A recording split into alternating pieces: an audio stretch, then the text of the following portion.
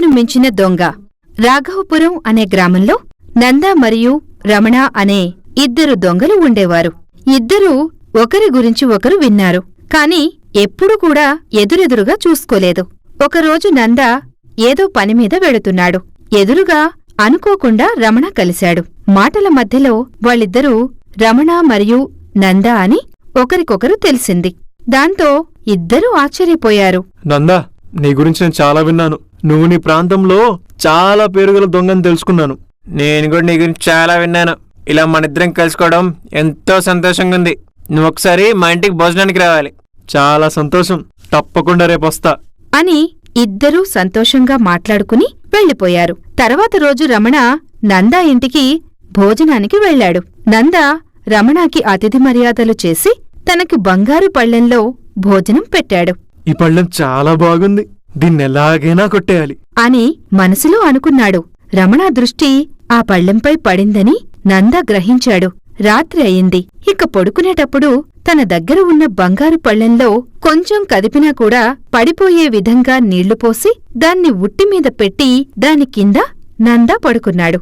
రమణ ఆ గిన్నెలో నీళ్లు ఉండటం చూసి, అమ్మో, వీడు చాలా ముదురు, దీన్నేమాత్రం కదిపినా ఖచ్చితంగా నీళ్లు మీద పడతాయి అని మనసులో అనుకుని కాసేపు ఆలోచించాడు.